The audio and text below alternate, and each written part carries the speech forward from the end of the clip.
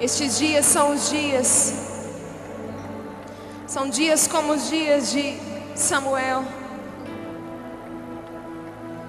como os dias de Eli, o sacerdote do templo. Eli tinha 2 filhos, Ofni e Finéias, e os 2 filhos de Eli eram sacerdotes juntamente com ele. Estavam ali envolvidos com a obra do templo, conheciam todos os rituais, tudo que deveria ser feito, todos os sacrifícios. Ofereciam sacrifícios ao Senhor. Mas a palavra de Deus nos diz que eles zombavam de Deus, porque eles roubavam das ofertas que eram trazidas ao Senhor. E eles se prostituíam, como se não bastasse eles roubarem do Senhor, roubarem dos sacrifícios trazidos à casa de Deus. Eles se prostituíam à porta do templo do Senhor. Imagine só que mau exemplo eles deram para todo o povo de Israel. O povo olhava para eles e não via, não encontrava neles o temor do Senhor. A palavra nos diz que o temor do Senhor é o princípio da sabedoria. Se nós não tememos ao Senhor, a única sabedoria que nós podemos ter é a sabedoria humana que perece. Mas se nós tememos ao Senhor, nós temos uma sabedoria que é acima de toda e qualquer sabedoria humana, a sabedoria de Deus, que vê todas as coisas, que conhece todas as coisas. Tudo começa com o temor do Senhor. Mas os filhos de Eli, eles não ministravam ao povo o temor do Senhor, pelo contrário. Tudo que eles ministravam era permissividade e pecado. Porque tudo aquilo que eles não podiam fazer, eles faziam. E nós temos vivido tempos hoje, tempos de permissividade na igreja do Senhor Jesus. Tempos em que o temor do Senhor parece que desapareceu. Sabe por que muitas vezes o pecado domina? Pessoas que conhecem a Jesus, talvez você que conhece ao Senhor Jesus há tantos anos, há tanto tempo, porque o pecado ainda continua sendo atrativo para você? Por falta de temor do Senhor. Quando nós tememos ao Senhor, nós amamos o nosso irmão, nós andamos em unidade por causa do temor do Senhor. Quantos aqui ministram na plataforma? Levante a sua mão. São ministros de louvor, de adoração, pastores. Levante a sua mão bem alto, faça assim. Querido, querida, você não pode subir nessa plataforma sem o temor do Senhor. O temor do Senhor, ele te impede de pecar. Ele te impede de se afastar da presença de Deus. E o que Ofni e Finéias fizeram foi contagiar o povo de Israel com a falta do temor de Deus.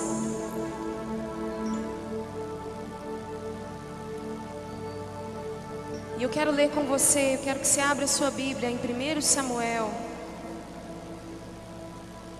a partir do capítulo 3.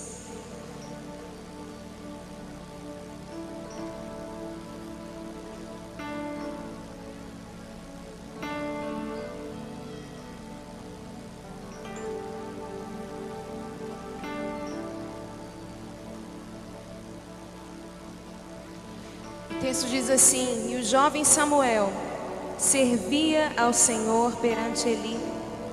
Em todo aquele contexto de perdição, em que Deus amaldiçoou a casa de Eli, disse para ele: olha, não vai mais existir semente de você, eu vou apagar o nome da sua família, por causa da falta do temor.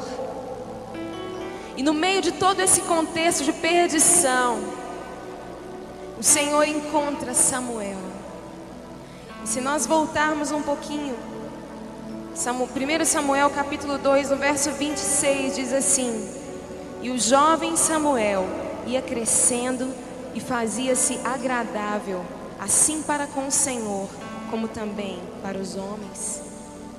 E o Senhor olhava para Samuel e se agradava dele, porque Samuel era obediente e Samuel temia ao Senhor. Diz assim, a partir do verso 1: O jovem Samuel servia ao Senhor perante Eli, e a palavra do Senhor era de muita valia naqueles dias. Não havia visão manifesta. E sucedeu naquele dia que, estando Eli deitado no seu lugar, e os seus olhos começaram já a escurecer, que não podia ver. E estando também Samuel já deitado, antes que a lâmpada de Deus se apagasse no templo do Senhor, em que estava a arca de Deus, o Senhor chamou a Samuel e disse-lhe: Eis-me aqui. E correu a Eli e disse: Eis-me aqui, porque tu me chamaste. Mas ele disse: Não te chamei eu, torna a deitar-te. E foi e se deitou. E o Senhor tornou outra vez a chamar Samuel. E Samuel se levantou e foi a Eli e disse: Eis-me aqui, porque tu me chamaste. Mas ele disse: Não te chamei eu, filho meu, torna a deitar-te. Porém Samuel ainda não conhecia o Senhor, e ainda não lhe tinha sido manifestada a palavra do Senhor. O Senhor, pois, tornou a chamar Samuel terceira vez, e ele se levantou e foi a Eli e disse: Eis-me aqui, porque tu me chamaste. Então entendeu Eli que o Senhor chamava o jovem. Pelo que Eli disse a Samuel: Vai-te deitar, e há de ser que, se te chamar, dirás: Fala, Senhor, porque o teu servo ouve. Então Samuel foi e se deitou no seu lugar. Então veio o Senhor e ali esteve, e o chamou como das outras vezes: Samuel, Samuel. E disse Samuel: Fala, porque o teu servo ouve. E disse o Senhor a Samuel: Eis aqui vou eu fazer uma coisa em Israel, a qual todo o que ouvir lhe tinirão ambas as orelhas. Naquele mesmo dia suscitarei contra Eli tudo quanto tenho falado contra a sua casa, começá-lo-ei e acabá-lo-ei. Porque já eu fiz saber que julgarei a sua casa para sempre, pela iniquidade que ele bem conhecia, porque fazendo-se os seus filhos execráveis, não os repreendeu.